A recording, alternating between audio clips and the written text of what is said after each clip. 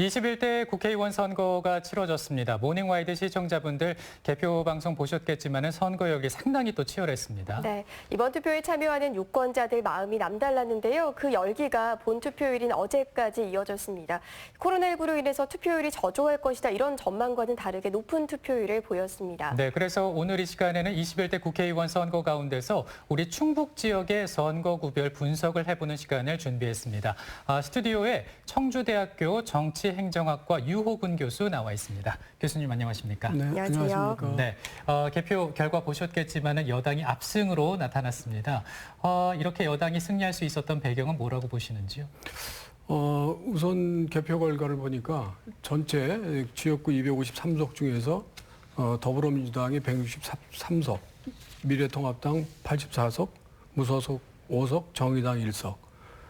그다음에 이제 비례대표도 이제 미래한국당 19석, 더불어시민당 17석, 정의당 5석, 국민의당 3석, 열린민주당 3석. 뭐 이렇게 해서 여당이 이제 압승을 거뒀습니다. 네. 그래서 지금 이 선거 결과는 이 코로나19 사태로 인한 지금 상황에 대한 어떤 국민들이 그것을 좀 더 효율적으로 극복해 보라는 국민들의 어떤 요구가 반영된 것 같습니다. 네. 그다음에 이제 이것이 대통령 임기 중에 치러지는 선거임에도 불구하고 대통령 국정 운영에 대한 그 어떤 평가 이제 이런 부분이 부각되기보다는 오히려 대안 있는 야당 뭔가 대안을 가지고 어떤 야당의 역할을 수행해야 되지 대안이 없이 반대를 위한 반대는 이제 안 된다는 그 국민들의 엄중한 회초리가 작동이 된 것 같습니다.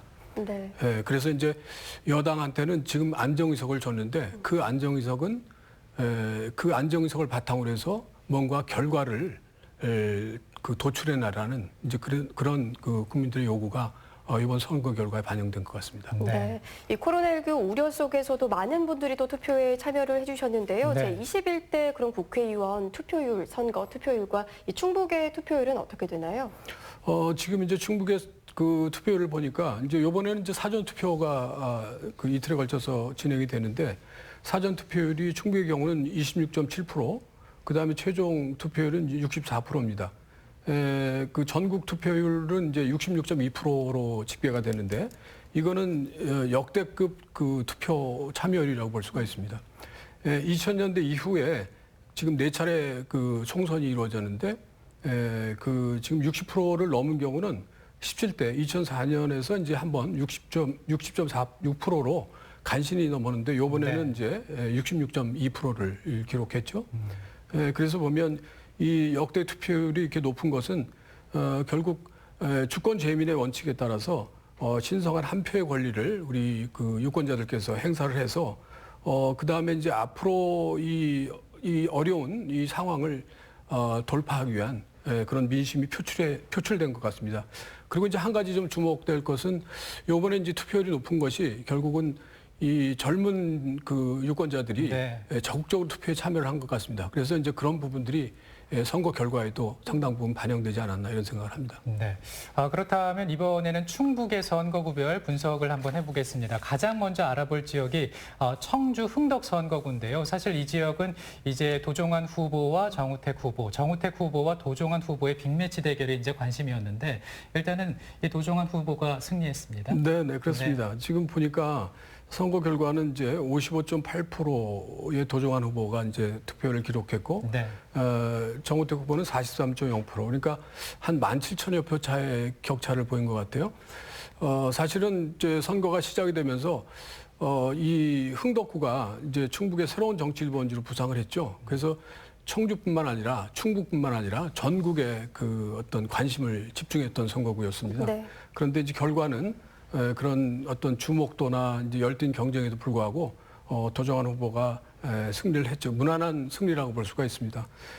도종환 후보의 경우는 이제 문재인 정부 출범 이후에 문화체육부 장관을 역임을 해서 2018년 그 평창올림픽도 아주 성공적으로 마무리를 했고 그 다음에 이제 뭐 2030년 그 아시안 게임 유치를 이제 충청권에서 이제 하기 위한 그런 노력을 하고 있습니다. 그래서 이제 그런 부분들이 이제 그 도민들의 평가를 받았고 그 흥덕구 주민들의 평가를 받은 것 같습니다. 네. 네, 많은 기대가 반영이 됐죠. 네. 네, 그렇습니다. 무난한 승리였다라는 말씀을 해주셨고요. 자, 이어서 알아볼 지역이 청주 상당 선거구인데요. 이 지역은 이제 보니까는 정정순 후보가 당선이 됐네요. 네, 그렇네요. 네, 저 상당구는 뭐 구 정치 1번지인데 네, 뭐 이제 신구하기는 뭐라 그렇고 이제 전통적으로 이제 정치 1번지로 평가를 받았던 것이죠. 그래서 이제 정정순 후보, 그다음에 윤곽근 후보, 김종대 후보인데 여기는 보면 이제 선거 결과는 이제 47.09%를 받은 정정순 후보가 43.97%를 받은 윤곽근 후보를 이제 물리쳤습니다.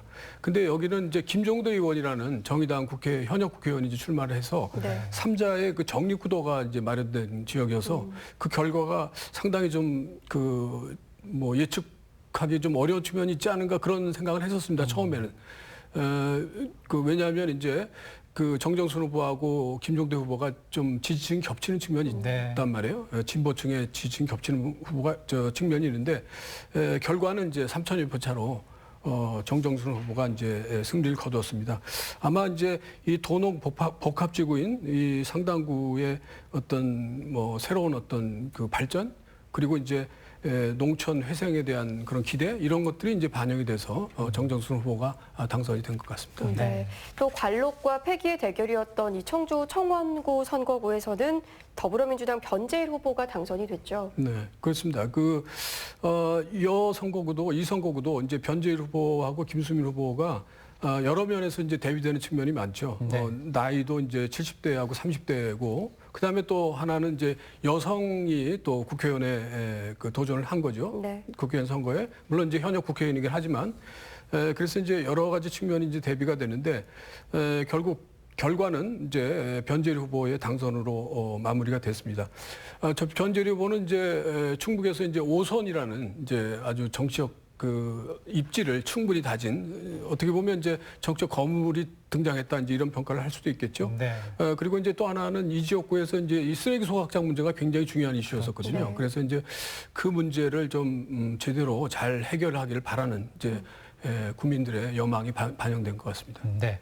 그리고 이제 다음으로 알아볼 곳이 이제 현역 의원이 없는 무주공산 선거 지역구라고 할 수가 있겠습니다. 청주 서원 선거구인데 이장섭 의원이 당선됐네요. 네, 그렇습니다.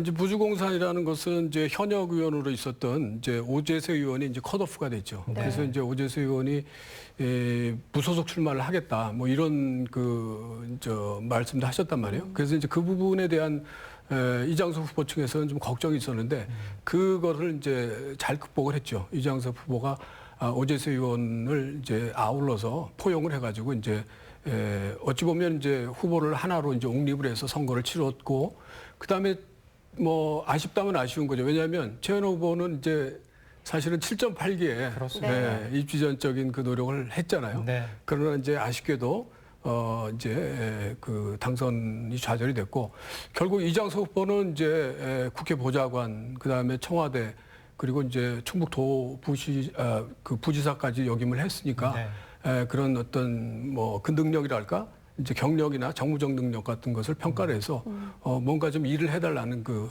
민심의 부탁이 네. 그 반영된 것 같습니다. 네. 그렇다면 이제 충주시 선거구의 판세는 어땠었나요? 충주시는 이제 이종배 후보자하고 이제 김경욱 후보자가 맞붙었죠. 그래서 결과는 이제 52.3%를 받은 이제 이종배 후보자가 44.9%를 얻은 김경욱 후보자에게 한 8,300여 표 차로 승리를 거뒀습니다. 이종배 후보자는 이제 충주시장을 역임한 그 미래통합당 그 의원이죠. 네. 그래서 이제 충주시장을 역임을 해서 이제 그 과정에서 이제 나름대로의 이제 성과를 올렸고 그 다음에 이제 국회 활동도 이제 무난히 했고 그래서 이제 이번에 이제 3선고지를 점령을 했습니다. 그래서 이제 국토부 차관을 역임한 김경욱 후보가 조금 이제 접전은 있었지만 조금 아쉬움이 있는 것이죠. 네. 네. 또 2년 만에 리턴 매치를 펼쳤던 제천 단양 선거구는 미래통합당 엄태영 후보가 당선이 됐습니다. 네. 지난 2년 전이죠. 이제 보궐선거에서 이우상 후보가 이제 당선이 됐는데 그때는 한 2,400여 표 차로 이제 박빙 승부를 연출했습니다. 네. 근데 이번에는 한 9천여 표 차, 9천여 표가 조금 안 되죠. 9천여 표 차가 조금 안 되는데 이제 엄태영 미래통합당 후보자가 이제 당선이 됐습니다. 역시 그 엄태영 당선자도 제천시장을 역임을 했고 또 그 제천시장 그 재임 기간 동안 그 기업들을 유치하고 네. 그래서 이제 그런 경제적 성과를 그 올리신 것 같아요. 그래서 이제 그런 부분들을 이제 그 주민들이 평가를 해서 뭔가 이제 그런 경제 부분에 대한 기대가 반영이 됐다 이런 평가를 할 수 있겠습니다. 네. 그리고 이제 전직 검경 대결이라는 타이틀로 많은 관심을 받았습니다. 중부 3군인데요. 증평, 진천, 음성.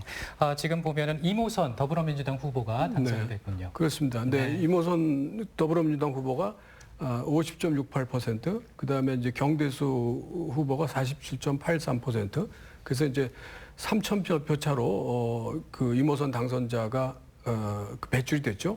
그래서 이제 그 경대수 후보자가 이제 현역 의원으로서 네. 뭔가 이제 현역 프리미엄이 좀 기대가 됐는데 결과는 이모선 당선자로 귀결이 됐습니다. 그래서 앞으로 이제 검경 수사권 조정이라든지 이제 검찰 개혁의 문제, 그 다음에 이제 경찰도 뭔가 그 민주주의 경찰, 정의로운 경찰로의 개혁에 대한 기대, 이제 이런 것들이 이제 반영이 돼서 네. 이모선 후보가 이제 당선이 된 것 같습니다. 예. 네, 충북의 마지막 선거구인 보은, 옥천, 영동, 괴산의 이 동남부 4군 여기에는 박덕흠 미래통합당 의원이 지금 당선이 됐어요. 네, 그렇습니다. 요번에 이제 충북 선거구 전체를 이렇게 그 보면서 상당히 그 흥미롭고 전국적인 관심을 갖는 선거구가 많았는데 네. 이 지역구도 그렇습니다. 여기는 이제 노무현 대통령의 이제 사위인 이제 곽성원 변호사가 이제 출마를 해서 그래서 이제 박덕흠 그 의원과 이제 맞대결을 벌였죠. 박덕흠 의원의 경우는 이미 이제 탄탄한 지역 기반을 가지고 있고 그다음에 이제 이 선거구가 상당히 그 보수 성향이 강한 지금 사전 투표율 같은 걸 보니까 이제 보은 지역 같은 경우가 굉장히 사전 투표율이 굉장히 높더라고요. 네. 그러니까 이제 보수의 표심이 이제 반영된 것 같습니다. 근데 이제 곽상원 후보의 경우는 물론 이제 승패도 승패지만 사실은 얼마만큼 투표율을 올릴 수 있을까 거기에 대한 좀 기대가 있었습니다. 그런데 이제 아마 20대 선거 때의 결과를 넘어서지는 못한 것 같습니다. 네. 자, 이제 마지막으로요. 21대 국회의원 선거 판세가 이제 나오지 않았습니까? 물론 비례대표는 조금 더 지켜봐야 되겠지만은 이 결과를 어떻게 해석하면 좋을지 정리 말씀 좀 부탁드립니다. 네, 그 지금 이제 지금 세계를 휩쓸고 있는 그 상황이 이제 코로나19로 인한 이제 팬데믹 글로벌 그 대유행이 이제 진행되고 있습니다. 그래서 우리나라가 이번에 감염이 많이 그 발생한 국가 중에서 처음으로 전국 단위 선거를 치른 거죠. 지금 뭐 프랑스도 이제 연기를 했고 이제 여러 나라들이 선거를 연기했는데 우리는 정상적으로 이제 선거를 치르고 있습니다. 지금 이제 외신에서도 아주 크게 다루고 있습니다. CNN이라든지 BBC라든지 뭐 AP, 워싱턴 포스트 등에서 이제 이 우리나라 선거를 이제 주목하고 있는데 결국 우리는 말이죠. 지금까지 역사를 보더라도 수많은 외침을 받았습니다. 근데 그 외침에 극복을 하는 과정이 물론 이제 이거는 이제 군사적인 외침은 아니지만 결국은 이 바이러스를 통한 하나의 그 외침이라고 볼 수가 있는데 이제 이것을 우리가 우리 안에 내장된 국난 극복의 DNA를 통해서 이것을 이제 이겨내려고 하는 그 모습이 이제 반영이 된 것 같습니다. 그리고 이제 한 가지 주목해 봐야 될 것은 충북의 표심, 충북의 이제 투표 결과입니다. 네. 지난 20대 총선에서는 4대 4였잖아요. 네. 근데 이번에 5대 3인데 네. 정확하게 전국의 판세를 딱 반영하고 있습니다. 지금 이제 더불어민주당이 이제 뭐 한 80 비례대표까지 합쳐서 네. 그러니까 이 5대 3의 그 표심을 딱 반영하고 있는데 결국 이 표심이라고 하는 것은 정부 여당에다가 이제 안정적 의석을 줘서 뭔가 일을 통해서 결과를 내고 그 결과를 통해서 우리나라가 이제 코로나19 상황을 안정적으로 극복하고 그다음에 나가서 코로나19 이후의 상황, 그 경제 상황을 이제 어떻게 할 것인지 이게 또 큰 관심사인데 그 민심이 그것을 그대로 정치권에 그 과제를 던져준 것 같습니다. 그래서 이제 이 국민의 뜻을 겸허히 받아들여서 아주 분골쇄신하는 노력이 필요하다 이런 평가를 할 수 있겠습니다. 네. 네. 참 어려운 상황인데도 불구하고 많은 시민분들이 투표에 참여하셨습니다. 네. 21대 국회의원 당선자분들 그들이 내놓은 공약들 모두 다 잘 실천해 주시길 바랍니다. 네, 오늘 21대 국회의원 선거 가운데서 우리 충북 지역의 선거구별 분석에 대해서 청주대학교 정치행정학과 유호근 교수와 함께 얘기를 나눠봤습니다. 오늘 도움 말씀 고맙습니다. 네, 감사합니다.